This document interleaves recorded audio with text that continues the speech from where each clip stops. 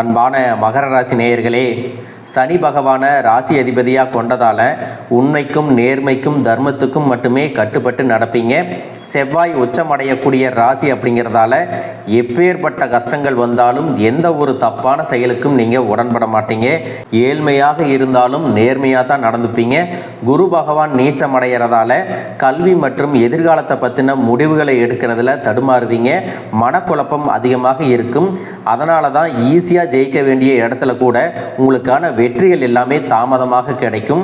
ராசி மண்டலத்தில் நாணயம் மிக்க ஒரு ராசினா அது மகர ராசி தாங்க. சொன்ன வார்த்தையை எப்பாடுபட்டாவது காப்பாற்றிடுவீங்க. அதுக்காக எந்த ரிஸ்க் வேணாலும் இருப்பீங்க. எந்த ஒரு விஷயத்தையும் செய்யும்போது ப்ராக்டிக்கலாக யோசித்து செயல்படுவீங்க. மிகப்பெரிய லட்சியவாதிகளாக இருப்பீங்க. வாய் வார்த்தைகள் மட்டும் இல்லாமல் செயலையும் எதையும் செஞ்சு முடிக்கக்கூடிய கடினமான உழைப்பாளிகளாக இருப்பீங்க. உங்களை பொறுத்த வரைக்கும் நல்ல விஷயமா இருந்தாலும் சரி, கெட்ட விஷயமா இருந்தாலும் சரி, தன்னுடைய வாழ்க்கை அனுபவத்திலிருந்து தான் எல்லாத்தையுமே கற்றுக்குவீங்க. இவங்க கிட்ட இருக்கக்கூடிய பலம் மற்றும் பலவீனம் என்ன அப்படின்னு பார்த்தீங்கன்னா பிடிவாதம் தான். அந்த அளவுக்கு ரொம்பவே பிடிவாதமாக இருப்பாங்க. குடும்ப உறவுகளுக்கு ரொம்பவே மதிப்பு கொடுக்குறவங்க. வீட்டில் செல்ல பிள்ளையாகவும் இருப்பாங்க. எந்த இடத்துக்கு போனாலும் தானாகவே ஒரு பொறுப்பை எடுத்து செயல்படக்கூடியவங்களாக இருப்பாங்க. காதலில் உண்மையானவங்களாக இருப்பாங்க. சின்ன சின்ன குறும்புகள் செய்கிறது, விளையாட்டுத்தனமாக நடந்துக்கிறது, தங்கிட்ட நெருங்கி பழகிறவங்கிட்ட பிடிவாதமாக நடந்துக்கிறது எல்லாம் இவங்களுடைய குணங்களாக இருக்கும். இனி வரக்கூடிய காலங்களில் பார்த்தீங்கன்னா டிசம்பர் 7ஆம் தேதியிலிருந்து செவ்வாய் பயிற்சியும், டிசம்பர் 16 சூரியன் பயிற்சியும், டிசம்பர் 20ஆம் தேதி சுக்கிரன் பயிற்சியும், டிசம்பர் 29 புதன் பயிற்சியும் தனுசு ராசியில் நடக்க இருக்குது. இந்த 4 கிரகங்களும் தனுசு ராசியில் ஒன்றா இருக்க போகிறாங்க. குடும்ப விஷயங்களில் பார்த்தீங்கன்னா உங்களுக்கு சில ஏற்ற இறக்கங்கள் எல்லாமே இருக்கும். ஆனாலும் ஒப்பீட்டளவில் உங்களுக்கு சாதகமான முடிவுகள் கிடைக்கும். உழைக்கக்கூடிய மக்களுக்கு இந்த மாதம் சிறப்பாக இருந்தாலும் வேலையில் மாற்றங்கள் எல்லாம் ஏற்படும். ஓரளவுக்கு உங்களுடைய வருமானம் உங்கள் செலவுகளை எல்லாமே சமாளிக்கும். இந்த 2025வது வருஷம் உங்களுடைய வாழ்க்கையில் நல்ல மாற்றம் நடக்கும், நினச்சதெல்லாம் நிறைவேறும் அப்படின்னு இத்தனை நாள் வரைக்கும் நம்பிட்டு இருந்தீங்க. இப்போ வரைக்கும் பார்த்தீங்கன்னா நீங்கள் கஷ்டத்தை மட்டும்தான் அனுபவிச்சுட்டு இருக்கீங்க. ஒவ்வொரு நாளையும் வலியோடையும் வேதனையோடும் தான் கடந்து போயிட்டு இருக்கிறீங்க. இதுக்கெல்லாம் யார் காரணம் அப்படின்னு பார்த்தீங்கன்னா நீங்கள் பெருசாக நினைச்ச சில உறவுகள், உயிராக நினைக்கக்கூடிய மனிதர்கள், நீங்கள் எதிர்காலம்னு நினைச்சிட்டு இருக்கக்கூடிய குழந்தைகள், ஆதரவாக இருக்க வேண்டிய குடும்பமே உங்களுக்கு பலவிதமான கஷ்டங்களை கொடுத்துட்டாங்க.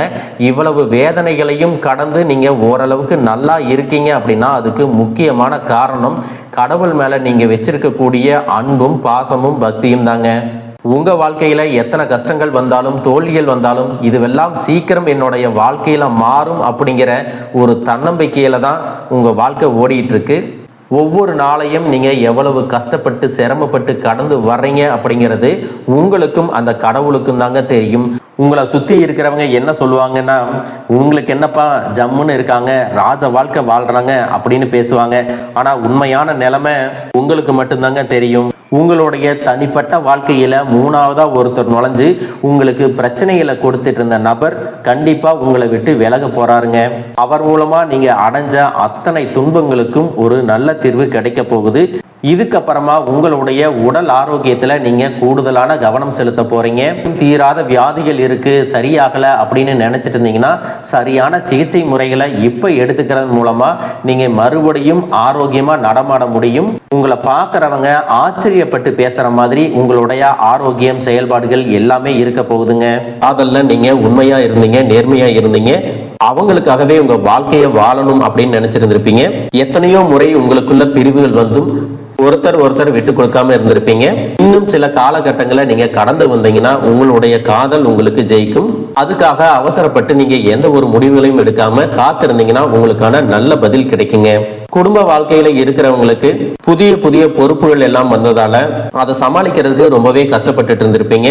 உங்களுடைய வாழ்க்கை ரொம்பவே வேகமா போயிட்டு இருக்கிற மாதிரி உங்க மனசுக்குள்ள தோணும். அதனாலேயே உங்களுடைய ஆரோக்கியத்தை நீங்க கவனிக்காம விட்டுட்டீங்க. ஒவ்வொரு நாளை தொடங்கும் போதும் இன்னைக்கு நமக்கு நல்ல காலம் வரும், இன்னைக்கு முடிஞ்சிடும், இன்னைக்கு நம்மளுடைய நிலைமை மாறும் அப்படின்னு தான் ஒவ்வொரு நாளையும் தொடங்கிட்டு இருக்கிறீங்க. ஆனாலும் பாத்தீங்கன்னா இந்த 11 மாசமா உங்களுக்கு நீங்க நினைச்சதுல பாதி அளவு கூட முழுசா நிறைவேறல.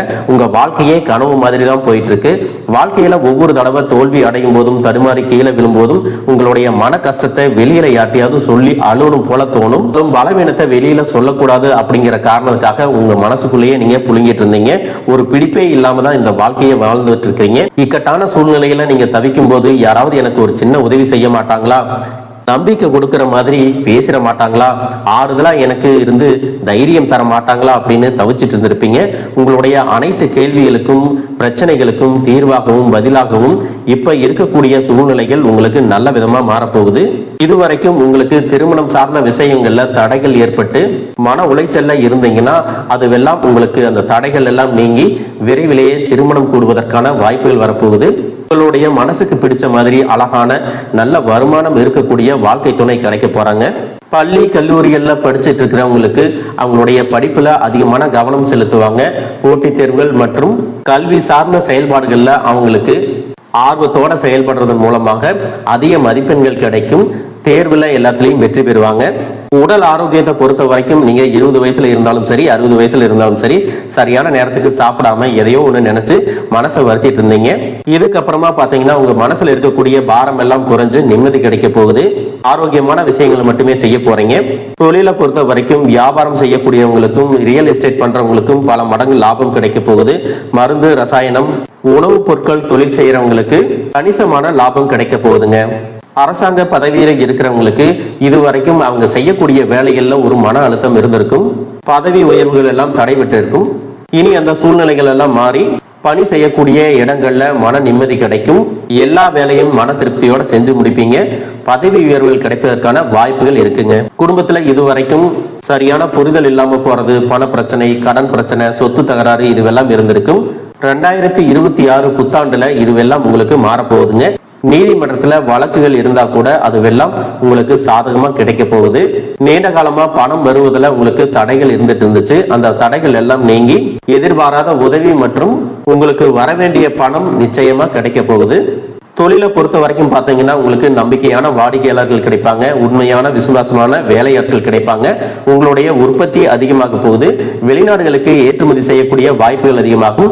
புதிய புதிய கிளைகளை தொடங்குவதற்கும் உங்களுடைய பொருட்கள் தரவாகவும் இருக்கிறதுனால கூடுதலான விலை உங்க பொருட்களுக்கு கிடைக்கும். இதுவரைக்கும் பழைய வாகனங்களை நீங்க பயன்படுத்திட்டு இருந்திருப்பீங்க. இதற்கு அப்புறமா நீங்க புதுசா வாகனங்கள் வாங்குவதற்கான வாய்ப்புகள் பிரகாசமா இருக்கு. இதுவரைக்கும் நீங்க சம்பாதிச்சதை எல்லாம் முதலீடு செஞ்சு பழக்கப்பட்டுட்டீங்க. முதன்முறையா சேமிக்கணும் என்பதற்காகவே உங்களுக்கு பெரிய தொகை லாபமா கிடைக்க போகுது. இதுக்கப்புறம் ஒவ்வொரு மாதமும் உங்களுடைய சேமிப்புக்கு ஒரு தொகை உங்க பேங்க் அக்கௌண்ட்ல வந்துட்டே இருக்க போகுது. உங்களுக்கான இந்த பலன்கள் எல்லாம் சிறப்பாக கிடைக்கணும், தொடர்ந்து கிடைக்கணும் அப்படின்னு எதிர்பார்த்தீங்கன்னா உங்களுடைய கர்ம வினைகள் எல்லாம் தீரணும்.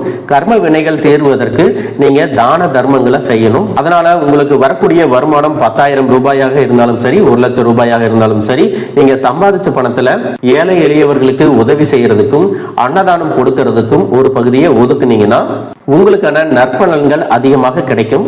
பணம் எப்போ உங்ககிட்ட வந்தாலும் சரி அல்லது உங்ககிட்ட இருந்து மற்றவங்களுக்கு போனாலும் சரி, நீங்க அதற்கு நன்றி உணர்வோட இருக்கணும். இதுவரைக்கும் என்கிட்ட இருக்கக்கூடிய பணம் எனக்கு பத்தல அப்படிங்கிற மாதிரி ஒரு மைண்ட் செட் வச்சிருந்தீங்கன்னா அதை உடனே மாத்துங்க. எதிர்மறையான எண்ணங்கள் வச்சிருக்கிறவங்கள்ட்ட பணம் என்னைக்கும் தங்காது அப்படிங்கிறத நீங்க ஞாபகம் வச்சுக்கணும். மற்றவங்களுக்கு உதவி செய்யக்கூடிய நிலையில நான் இல்லை, எனக்கு யாராவது உதவி செய்வாங்களா அப்படின்னு என்னைக்கும் எதிர்பார்த்துட்டு இருக்காதீங்க. எப்பெல்லாம் பணத்தை பத்தி பற்றாக்குறையான மனநிலை இருக்கோ அப்பெல்லாம் உங்களுக்கு கஷ்டங்கள் வரும். அதனாலதான் பாத்தீங்கன்னா என்கிட்ட இதுக்கெல்லாம் பணம் இல்லை, நான் சாப்பாட்டுக்கே ரொம்ப கஷ்டப்படுறேன் அப்படின்னு என்னைக்குமே சொல்லாதீங்க. உங்களுக்கான கிரக நிலைகள் எல்லாம் சாதகமா இருக்கும்போது உங்களுக்கான வருமானம், தொழில், வேலை வாய்ப்பு எல்லாமே கிடைக்க போகுது. அதை வச்சு நீங்க வாழ்க்கையில முன்னுக்கு வரணும். இதுவெல்லாம் உங்களுடைய வாழ்க்கையில நடக்குமா அப்படின்னு என்னைக்குமே கேள்விக்குறியோட இருக்காதீங்க. முழுசா நம்புங்க. சத்தியம் சொல்றேன், கிரக நிலைகள் உங்களுக்கு சாதகமா இருக்கும் பொழுது வாய்ப்புகள் கிடைக்கும். அந்த வாய்ப்புகளை தடுக்கிறதுக்கும் கெடுக்கிறதுக்கும் சில நேரங்கள் கெட்டதா அமையும். சில மனிதர்கள் கூடவே இருந்துட்டு உங்களுக்கு வரக்கூடிய வாய்ப்புகளை தட்டி பறிப்பாங்க. தெரிஞ்சே சில பேர் துரோகங்களை செய்வாங்க. இன்னும் சில நேரங்கள்ல பாத்தீங்கன்னா உங்க மனசுக்குள்ள நெகட்டிவான எண்ணங்கள் வந்து இதுவெல்லாம் எனக்கு செட் ஆகாது, இது என்னால செய்ய முடியாது, இது எனக்கு நடக்காது அப்படின்னு நீங்களே எல்லா வாய்ப்புகளையும் தவற விட்டுருவீங்க. அதனாலதான் இது வரைக்கும் கைக்கு எட்டினதெல்லாம் உங்களுக்கு வாய்க்கு எட்டாம போயிடுச்சு. இதுக்கப்புறம் நீங்க பாசிட்டிவா இருந்து கிடைக்கக்கூடிய வாய்ப்புகளை சரியா பயன்படுத்திட்டீங்கன்னா நீங்க ராஜாவா இருக்க போறீங்க. 2026ஆம் ஆண்டுல நீங்க ஒரு புது மனுஷனா வாழ போறீங்க. உங்களுடைய கடமையை எப்பவும் போல செஞ்சுட்டு வாங்க. மீதி எல்லாத்தையும் உங்களுடைய குலதெய்வமும் கிரகங்களும் பார்த்துக்குவாங்க. நம்பிக்கையோட இந்த வாழ்க்கையை ஆரம்பிங்க. நல்லது நடக்கும். நீங்க ஜெயிக்க போறீங்க. வாழ்க வளமுடன், வாழ்க பல்லாண்டு.